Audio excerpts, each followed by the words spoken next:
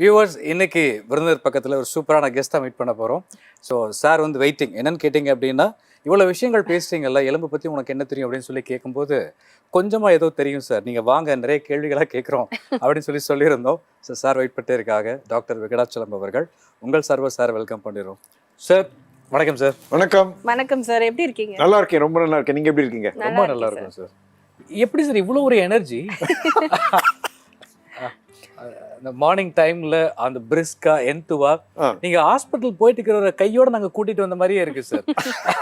ஆக்சுவலா ரொம்ப அழகு. நீங்க இவ்வளோ என்துவா எனர்ஜியா பேசும்போது எங்களுக்கு இன்னும் நிறைய எனர்ஜி கிடைக்குது சார். ஆக்சுவலா ஒரு டாக்டர்னு ஒரு ட்ரெண்ட் செட்டரா இருக்கணும். Not only in terms of behaviour but in terms of health, knowledge advance எல்லாத்துலேயும். நேத்து இதை பற்றி யோசிச்சுட்டே இருந்தால் வந்துட்டு அது பழைய காலம். Super sir. ஏன்னா ஒரு இது சொல்லுவாங்க, டாக்டரை பார்த்தா நம்ம பாதி வியாதி குணமாயிடணும் அப்படின்னு சொல்லுவாங்க. ஸோ அந்த அளவுக்கு டாக்டர் இருக்கணும் பார்க்கறதுக்கு. ஆமாம், பார்க்கும்போதே நீங்கள் நினைக்கிறீங்க வந்து சிங்கர்ஸ் ஆக்டர்ஸ் அவங்களெல்லாம் பார்த்தா தான் பாசிட்டிவாக இருக்காங்க அப்படின்ட்டு. டாக்டர்ஸ்க்கும் அந்த ஒரு சென்ஸை கன்வே பண்ணும், பாசிட்டிவான சென்ஸ். வரும்போதே பேஷண்ட் வந்துட்டு எப்படா இருப்பாரோ இந்த டாக்டர் அப்படின்னு அவங்கள வந்து நம்ம நமஸ்தே சொல்லி க்ரீட் பண்ணோம்னா அவங்க உடனே ரிலாக்ஸ் ஆயிடுவாங்க. Wow, super sir. இந்த எனர்ஜி எங்க எப்படி சார் கேரி பண்றீங்க? அதை பத்தி நிறைய பேருக்கு வணக்கம் சொல்லி தான் அப்படிங்கிற மாதிரியே கேரி பண்ணுறதுனா சூப்பர்ஃபிஷியல் கிடையாது. ஸோ அதோட டீப்பாக வந்து திங்க் பண்ணி பார்த்தா இதில் என்ன நன்மையெல்லாம் இருக்குது அப்படின்ட்டு தெரியுது. ஃபர்ஸ்ட் க்ரீட்டிங்ஸில் இருந்து அது அஃப்கோர்ஸ் அதெல்லாம் வந்து ஒரு கல்ச்சர் பற்றி இருக்கு. அப்புறம் திங்கிங், ஒரு மனுஷனும் ஒரு மனுஷன், அவரும் ஒரு மனுஷன், நம்மக்கிட்ட எதுக்கோ வந்திருக்காரு, நம்ம ஒரு நாளைக்கு அவர்கிட்ட போக வேண்டியிருக்கோம் அப்படின்ட்டு ஒரு ஜஸ்ட் ஒரு human respect. Yes sir. And then patience. ஏன்னா அவருக்கு நான் வந்து எதாவது யூஸ்ஃபுல்லாக இருக்கணும், அதுக்காக தான் என்கிட்ட வந்திருக்காரு. ஸோ அந்த ஒரு பேஷன்ஸ், ஜஸ்ட் ஒரு respect to a human being as it is required. Super sir. இப்போ நீங்கள் பேசும்போது அழகாக ஒரு விஷயம் சொன்னீங்க. கண்டிப்பாக ஒரு பேஷண்ட் நம்ம தேடி வராங்கன்னா டாக்டரால் ஒரு யூஸ்ஃபுல் இருக்கணும் அப்படின்னு சொல்லிட்டேன். ஸோ நம்ம பேசக்கூடிய இந்த ஒரு 1/2 hour அவங்களுக்கு இன்னும் நிறைய உபயோகமாக இருக்கும் அப்படிங்கிற நம்பிக்கையோட நிகழ்ச்சி ஸ்டார்ட் பண்ணுறோம் சார். ஷூர். கண்டிப்பாக. நீங்கள் ஆர்த்தோ அப்படிங்கிறத ஸ்பெஷலிஸ்ட்னு பார்த்தீங்கன்னா மூட்டு மாற்று அறுவை சிகிச்சை நிபுணர். கரெக்ட். இப்போ டயரை கழட்டி தூக்கி போடுற மாதிரி இன்னைக்கு நிறைய பேர் பார்த்தீங்க அப்படின்னா மூட்டை வந்து ரீப்ளேஸ் பண்ணிட்டு இருக்காங்க. கரெக்ட்.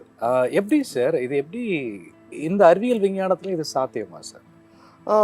மூட்டு தேஞ்சு போச்சுன்னா, பழைய டேர் தேஞ்சு போச்சுன்னா, ஆமாம், ஒரு மைலேஜ்க்கு அப்புறம் அதை ரீப்ளேஸ் தானே பண்ணணும். ஆமாம் சார். ஸோ அதே மாதிரி நாளாந்த ஒரு க்ரானிக் டைமில் நூல்பட நோய்கள், மூட்டு தேய்மானம்ங்கிறது வந்து நூல்பட நோய். சில காரணங்கள்னால வந்து சீக்கிரமாகவே தேஞ்சு போகலாம். ஆனால் சாதாரணமாக 40 வயசுக்கு மேலே தேய ஆரம்பிக்கும். 60-70 வயசு எட்டும்போது தேஞ்சிரும்.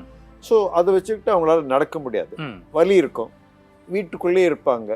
ஸோ அப்படின்னா வாழ்க்கை வந்து கிடையாது. லைஃப் வந்து ஆக்சுவலி லைஃப்னாலே வந்துட்டு definition of life self serving and self sustaining. So நம்மளே வந்து அதை பார்த்துக்கணும், நம்மளே தான் வந்து அதை நமக்காக தான் அதை பயன்படுது. ஸோ அதுக்காக வந்துட்டு நம்ம என்னெல்லாம் ஸ்டெப்ஸ் எடுக்கணுமோ அது பண்ணியே ஆகணும். கண்டிப்பாக சார். இப்போ வயதானவங்களுக்கு தான் இந்த பிரச்சனை இருக்குது சார். இப்போ அவங்க ஆப்ரேஷன் வரைக்கும் தாங்குவாங்களா சார்? ஆப்ரேஷன் தான் லாஸ்ட் ஸ்டேஜ். இப்போ நீங்கள் ஃபர்ஸ்ட்ல என்ன இன்ட்ரடியூஸ் பண்ணீங்க ஜாயிண்ட் ரீப்ளேஸ்மெண்ட் அப்படின்ட்டு. Yes sir. ஸோ அதுதான் லாஸ்ட் ஸ்டேஜ். அதுக்கப்புறம் நோ ரிட்டர்ன். ஒரு தடவை ஆப்ரேஷன் பண்ணால் அப்புறம் அது ஃபெயில் ஆச்சுன்னா ஃபார் எனி ரீசன் ஃபெயில் ஆகக்கூடாது. 15-20 வருஷம் வரைக்கும் நல்ல மூட்டுனா இருக்கணும். ஸோ நீங்கள் 60 அப்படி அந்த ஏஜில் பண்ணிக்கிட்டீங்கன்னா 75-80 average expectancy of life in India நல்லா தாங்கும். 15 to 20 years லைஃப் வரும். பட் உங்களுக்கு ஆப்ரேஷன் பண்ண விருப்பம் இல்லைன்னா அதுக்கு முன்னாடி வந்துட்டு ஆப்ரேஷன் ஃபைனல். அதுக்கு முன்னாடி you can do stem cell treatment. Stem cell treatment என்ன பண்ணும்னா உங்கள் வலியை போக்கிடும். உங்கள் ஜாயிண்ட் எந்த ஸ்டேஜில் இருக்கோ அப்படியே ப்ரிசர்வ் பண்ணி வச்சுக்கும். அண்ட் அந்த டேமேஜை வந்து கண்ட்ரோல் பண்ணும். ஆப்ரேஷன் பற்றி சொன்னீங்க. இப்போ ஸ்டார்டிங் ஸ்டேஜ் பற்றி பேசணும். என்னன்னா நிறைய பேருக்கு அந்த மூட்டில் வந்து ஒரு டிங்லிங் சவுண்ட் வருது அப்படின்னு சொல்லுவாங்க இல்லையா? அது எதனால வருது? அதுக்கும் மூட்டு தேய்மானத்துக்கும் ஏதாவது சம்மந்தம் இருக்கா? அது சின்ன வயசுலேருந்தே ஏதாவது அந்த அரைவட்ட குருத்தெலும்பு அப்படின்னு சொன்னேன் இல்லையா, மெனிஸ்கஸ், அது வந்து சந்திர ரூபத்தில் இருக்கும். Half Moon. சப்போஸ் அது ஹாஃப் மூன் இல்லை, ஒரு காயின் ஆட்டமாக இருந்தது, அது இங்கே ஓப்பனாக இல்லாமல் காயின் ஆட்டமாக இருந்ததுன்னா அப்போ அது அப்நார்மல். அப்போ அந்த மூட்டு வந்து மேலேயும் கீழேயும் போகும்போது அது மேலே கீழே போயிட்டு வரும், அது உராயுது, அது ஒரு அன்ஈவன்னஸ். ஸோ ஒரு ஹாலோவாக இல்லாமல் அது அப்படி ஒரு சக்கரம் வந்துட்டு எப்படி ஒரு கல் மேலே போயிட்டு வரதோ அது மாதிரி. ஸோ அதனால வந்துட்டு ஒரு கிளிக்கிங் சவுண்ட் வரலாம். இந்த கண்டிஷனுக்கு பேர் சின்ன வயசில் டிஸ்காய்டு மெனிஸ்கஸ் அப்படின்னு சொல்லுவாங்க. அது ஒரு கண்டிஷன் இருக்கு. அப்புறம் இந்த டெண்டன் இருக்குல்ல, இங்கே இந்த தசை நார், அது வந்து வெளியில உள்ள அப்படி போயிட்டு வரலாம். ஸோ அதெல்லாம் ஹார்ம்லெஸ், இதெல்லாம் ஹார்ம்லெஸ். இந்த டிஸ்காய்டு மெனிஸ்கஸ் சொன்னேன்னா அது இருக்கிற வரைக்கும் ஹார்ம்லெஸ், ஆனால் அது கிழிஞ்சு அதுக்கு வந்து கிழியறதுக்கு ஜாஸ்தி வாய்ப்பு இருக்கு. அப்போ கிழிஞ்சதுன்னா அதுலேயும் சத்தம் வரலாம், கிளிக்கிங்.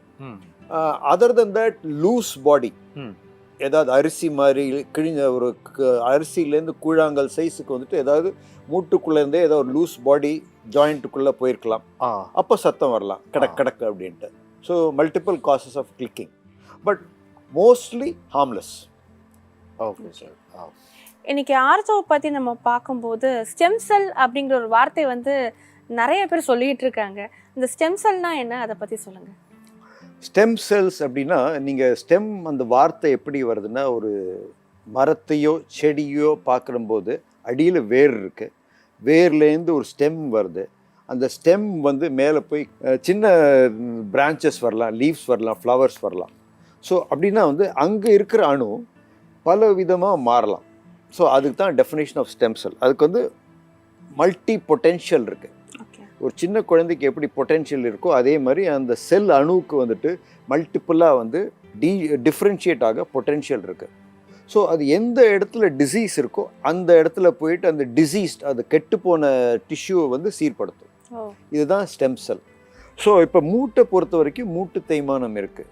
அந்த தேய்மானமான பகுதியில் இருக்கிற டிஷ்யூ, அதுக்கு பேர் நுனி குருத்தெலும்பு, ஆர்டிகுலர் கார்ட்லேஜ், அதை வந்து சீர்படுத்தும். அதே மாதிரி இந்த மெனிஸ்கஸ் அப்படின்னு சொன்னோம்னா அந்த அரைவட்ட குருத்தெலும்பு, அதுலேயும் கிழிஞ்சல் இருந்ததுன்னா அதையும் சீர்படுத்தும்.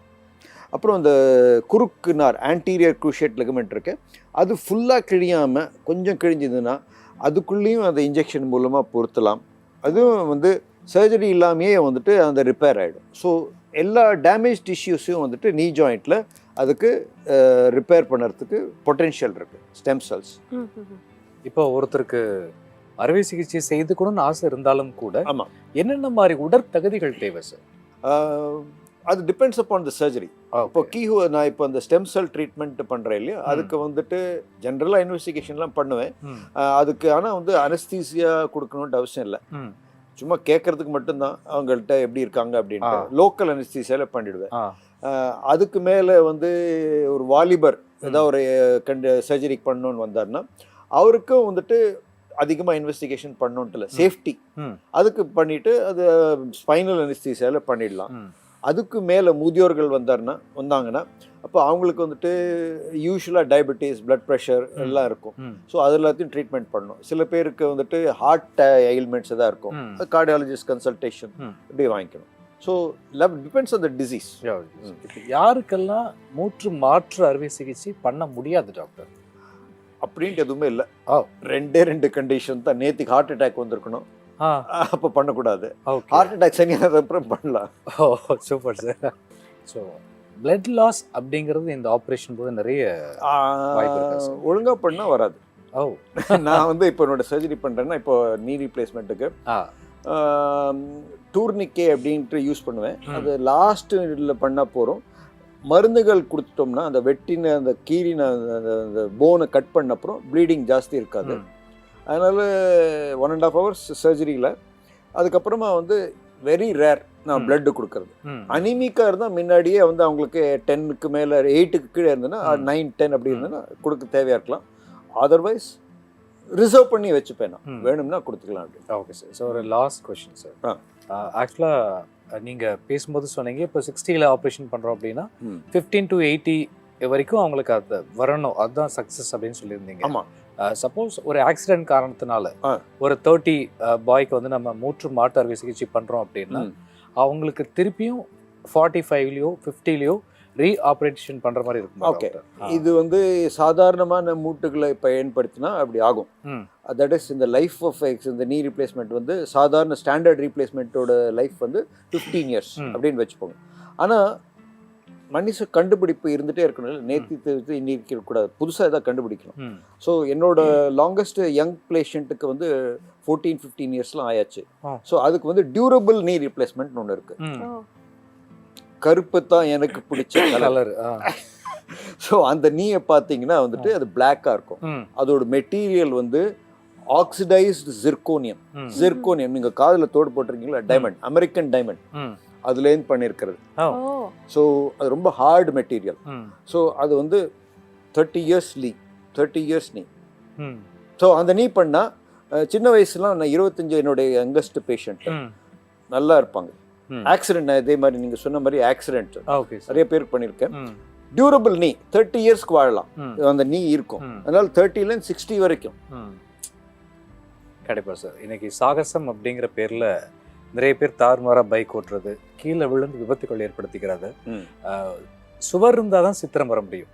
அதே போல் நல்ல உடல் ஆரோக்கியமாக இருக்க சில டிப்ஸ் மட்டும் நேயர்களுக்காக சார். எப்போலேருந்து உங்களுக்கு நினைவு இருக்கோ அப்போது டயட் அஃப்கோர்ஸ் சாப்பிட்றீங்க. டயட்டில் வந்துட்டு ப்ரோட்டீன்ஸ், ஃபேட்ஸ், கார்போஹைட்ரேட்ஸ் எல்லாமே கலந்துருக்கு. யங்காக இருக்கிறபோது நீங்கள் என்ன வேணால் சாப்பிட்லாம். பட் பர்டிகுலர் ஏஜ் வரும்போது உங்களுக்கு ஏதாவது நூல்பட நோய், டயபெட்டிஸ்லாம் வந்துன்னா அப்போ வந்து டயட்டை மாடிஃபை பண்ணியிருக்கணும்.